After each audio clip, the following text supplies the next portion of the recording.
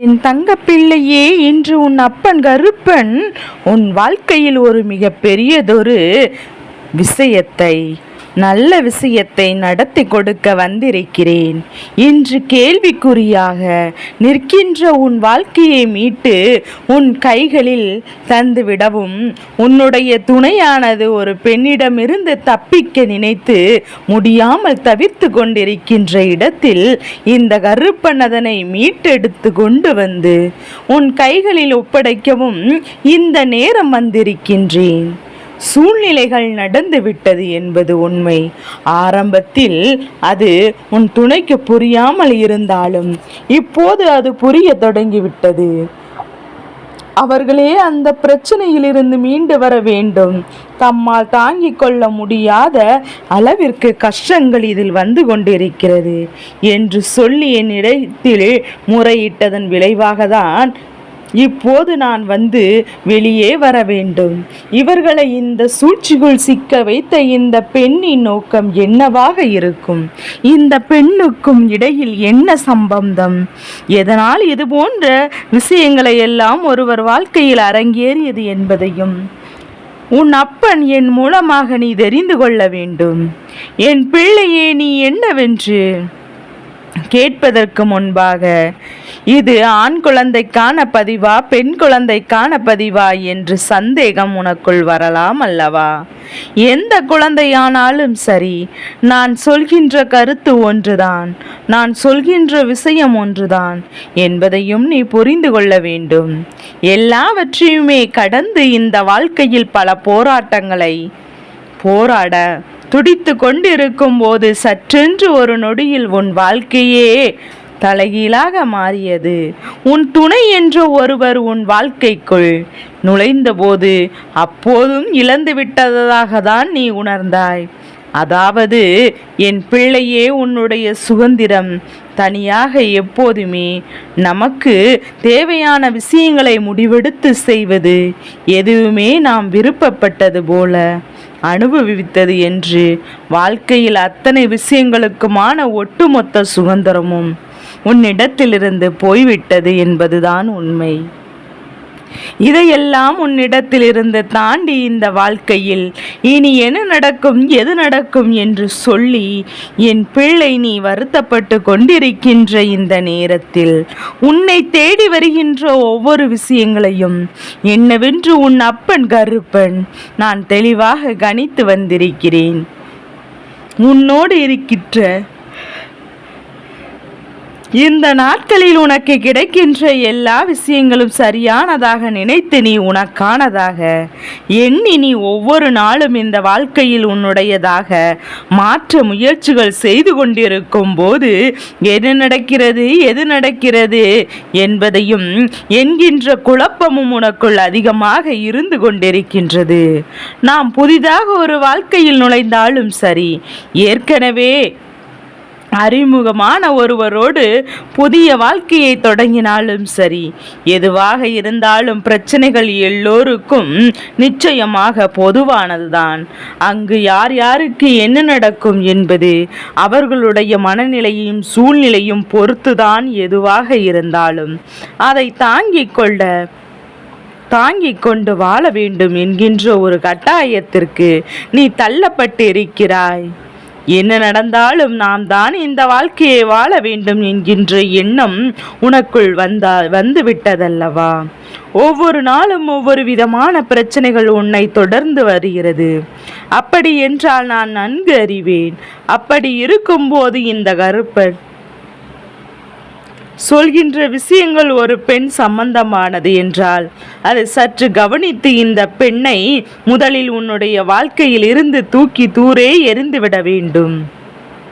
இத்தனை நாளும் ஒவ்வொரு கஷ்டமான அனுபவித்து, இத்தனை நாளும் ஒவ்வொரு துன்பங்களாக அனுபவித்து, கடைசியில் எப்படியாவது நம்மை விட்டால் போதும், தப்பித்து விடலாம் என்று நீ நினைக்கின்ற அளவிற்கு இந்த வாழ்க்கை உன்னை காயப்படுத்தி இருக்கின்றது. ஒரு பெண் ஏற்கனவே உன் வாழ்க்கையில் இருக்கின்ற பிரச்சனைகளை நன்கு புரிந்து கொண்டு இதுதான் தனக்கான சந்தர்ப்பம் என்பதை பயன்படுத்தி கொள்ள நினைக்கின்றார். அதாவது துணைக்கும் உனக்கும் இடையில் இவர்களுக்கும் அவர்களுக்கும் சாதகமாக பயன்படுத்த நினைக்கிறார்கள்.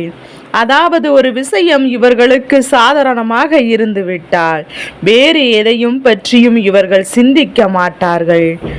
வேறு எந்த விஷயங்களை பற்றியும் இவர்கள் யோசிக்க மாட்டார்கள். என்ன நடக்கிறது, எது நடக்கிறது என்பதையும் சரியாக புரிந்து கொண்டு என்ன நடந்தாலும் அதற்கான தீர்வுகளை நீதான் தேட வேண்டும் என்பதையும் உணர்ந்து விட்டால் போதும். ஒவ்வொரு நாளும் ஒவ்வொரு விதமான பிரச்சனைகளும் கஷ்டங்களும் சிக்கிக் கொண்டிருக்கின்ற இந்த வாழ்க்கையில் இந்த பெண்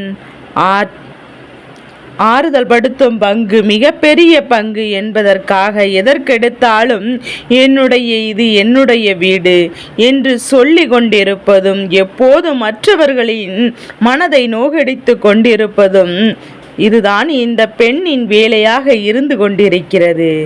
பதிலாக ஒருவர் அந்த இல்லத்திற்கு வரும்போது, என் அன்பு பிள்ளையே, அவர்களுக்கான அந்த சுதந்திரம் கொடுக்கவில்லை என்றாலும் கூட பரவாயில்லை, அவர்களுக்கு எதுவுமே இல்லை என்கின்ற ஒரு மனநிலை உனக்கு உருவாக்கிவிடக்கூடாது.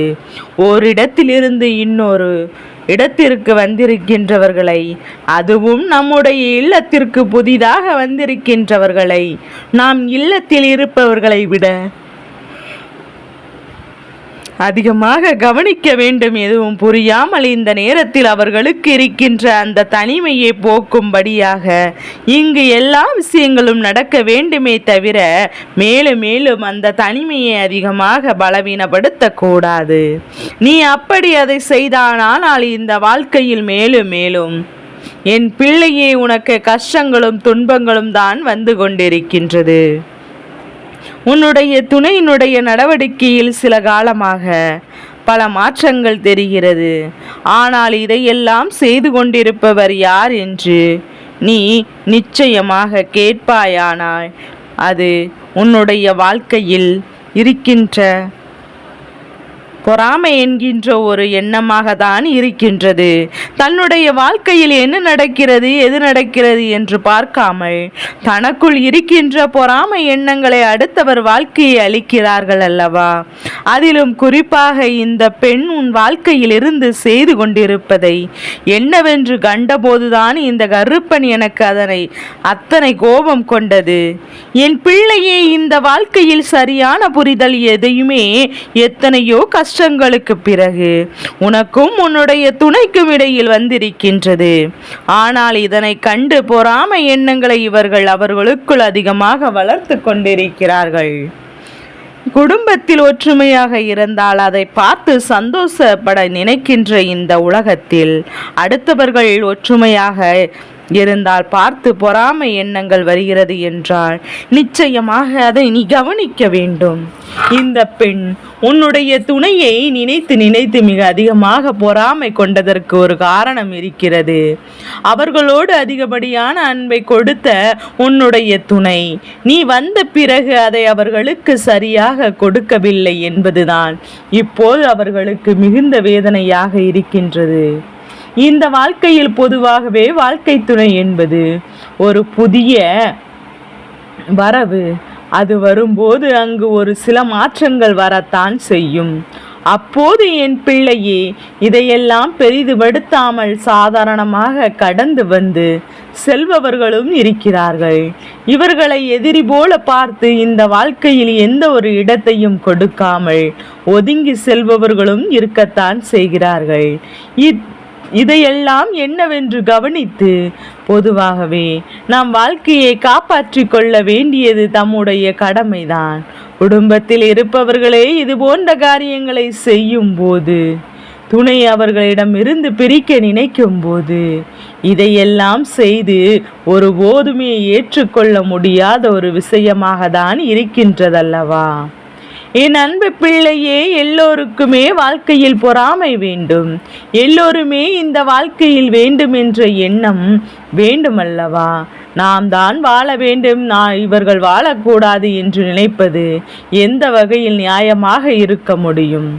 என் பிள்ளையே, இந்த பெண்ணினுடைய நோக்கம் என்ன தெரியுமா? தன் மீது அதிக அன்பினை கொடுக்க வேண்டும். நாம் நினைத்தது போலதான் இவர்கள் இருக்க வேண்டும். காலம் முழுவதும் இவர்கள் தன் பேச்சை தான் கேட்க வேண்டும் என்பதுதான் இவர்களுடைய எண்ணமாக இருந்தது. ஆனால் இவர்கள் நினைத்தது போல நடக்கவில்லை. உன் துணை உன் பேச்சை கேட்கிறது என்றவுடன் இவர்களுக்கு மிகுந்த வேதனையாக்கிவிட்டது. வைச்செறிச்சல் பட தொடங்கிவிட்டார்கள். எப்படி இருந்தவர்கள் இப்படி மாறிவிட்டார்கள், இவர்கள் வந்த பிறகு நடந்த விஷயங்கள் தான் என்பது போன்ற ஒரு எண்ணம் அவர்களுக்கு உருவாக்கி கொண்டிருந்தார்கள். என்ன நடக்கிறது, எது நடக்கிறது என்று பார்த்து இந்த வாழ்க்கையில் எதுவுமே சரியாக ஏற்றுக்கொள்ள முடியாமல் தவிர்த்து நிற்பவர்கள் ஏராளம். ஆனால் உனக்கு இந்த வாழ்க்கையில் நடக்கின்ற ஒவ்வொரு உண்மைகளையும் என்னவென்று நீ சரியாக தெரிந்து கொள்ள வேண்டிய நேரம் உனக்கு வந்து விட்டது. உன்னோடு இந்த கருப்பன் நான் இருக்கும்போது இந்த வாழ்க்கையை அழிக்க நினைக்கின்றவர்களை எல்லாம் நான் விட்டு விடுவேனா என்ன? உன்னுடைய துணையை உன் இடத்திலிருந்து பிரித்து விட வேண்டும் என்பதுதான் இவர்களின் கடைசி முடிவாக இருக்கின்றது. ஏதாவது ஒரு கஷ்டங்களை கொடுத்து எப்படியாவது இந்த வாழ்க்கையை வாழவிடக்கூடாது என்கின்ற நிலைக்கு இவர்கள் வந்து விட்டார்கள் அல்லவா? இப்பேற்பட்ட மனநிலையில் இருக்கின்ற இவர்களை நாம் சற்றென்று திருத்தி வழிக்கு கொண்டு வர முடியாது. ஏனென்றால் இதுவெல்லாம் ஒரு அற்புதமான விஷயம். இதுவெல்லாம் சாதாரணமாக எல்லோருமே தெரிந்திருக்க வேண்டிய விஷயம். துணை என்ற ஒன்று வந்துவிட்ட பிறகு அவர்களின் முக்கியத்துவம் முதலில் யாருக்கு தான் இருக்கும்? ஆனாலும் யாரையும் கைவிட்டு விடாத நிலையில்தான் அவர்களுக்காக தேவையான விஷயங்களை செய்வதை ஒரு நாளும் ஏற்றுக்கொள்ள முடியாது என்பதையும் புரிந்து கொள்ள வேண்டும். இந்த நேரம் இந்த வாழ்க்கையில் என்ன நடக்கிறது, எது நடக்கிறது என்பதையும் தெரிந்து கொண்டு உன்னோடு இருக்கின்ற ஒவ்வொரு விஷயங்களையும் என் பிள்ளை சரியாக புரிந்து கொள்ள வேண்டும். வாழ்க்கைக்குள் வந்துவிட்ட பிறகு இது போன்ற பிரச்சனைகளை எதிர்கொள்ள நினைப்பதோடு இந்த பிரச்சனையிலிருந்து எப்படி நீ விடுபட வேண்டும் என்று சற்று சிந்திக்க வேண்டும். எல்லா விஷயங்களுமே எதிர்கொள்ள சொல்கின்ற இந்த கருப்பன் இந்த பிரச்சனையை மட்டும் நீ என்னவென்று உடனடியாக தீர்க்க வேண்டும் என்று சொல்வதற்கு ஒரு காரணம் இருக்கின்றது. என் பிள்ளையே, வேறு எந்த விஷயமாக இருந்தாலும் அதை தான் சமாளித்து விடலாம். ஆனால் இவர்களே துணையோடு ஒருவர் சந்தோஷமாக இருப்பதை கண்டு பொறுக்க முடியாமல் எதை செய்து இவர்களை பிரித்து விடலாம் என்று நினைக்கும் போது நிச்சயமாக இதை நாம் சற்றென்று கவனிக்கத்தானே வேண்டும். என்ன நடக்கிறது, எது நடக்கிறது என்பதையும் எல்லாம் சரியாக புரிந்து கொண்டு இந்த வாழ்க்கை உனக்கு என்ன கொடுக்கின்றது, எது கொடுக்கிறது என்பதையும் சரியான புரிதல் ஏற்றுக்கொள்ள வேண்டும். உன்னோடு நான் இருந்து இந்த கருப்பன் இருக்கும்போது உன் வாழ்க்கை துணை உன்னை விட்டு பிரிய ஒருபோதும் நான் அனுமதிக்கு கொடுக்க மாட்டேன். ஆனால் இந்த பெண்ணின் முகநித்திரையை உனக்கு கிழித்து தொங்க விடுகிறேன்.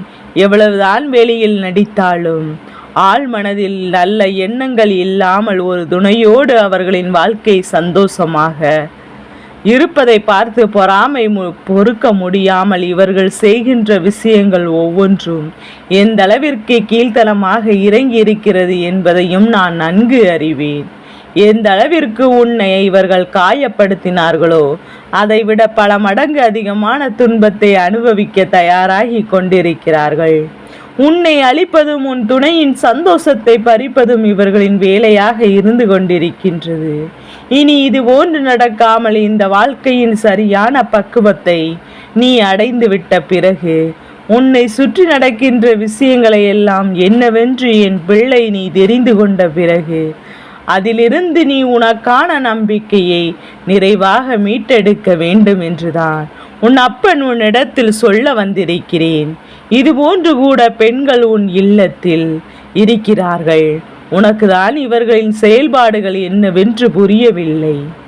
ஆனால் என் பிள்ளையே, எல்லாம் சாதாரணமாக நடக்கிறது என்று நினைக்கின்ற நேரத்தில் இடையில் வருகின்ற பிரச்சனைகளுக்கு இவர்கள் காரணமாக இருக்கும் போது ஏற்றுக்கொள்ள முடியுமா இவர்கள் எதை செய்ய துணிந்தார்கள் என்று? என் தங்க பிள்ளை, இப்போது நீ தெரிந்து கொண்டாயா? என் தங்க பிள்ளைக்கு இந்த கருப்பனின் ஆசீர்வாதங்கள் எப்போதும் என் குழந்தைக்கு முழு மனதோடு கிடைத்து கொண்டே இருக்கும்.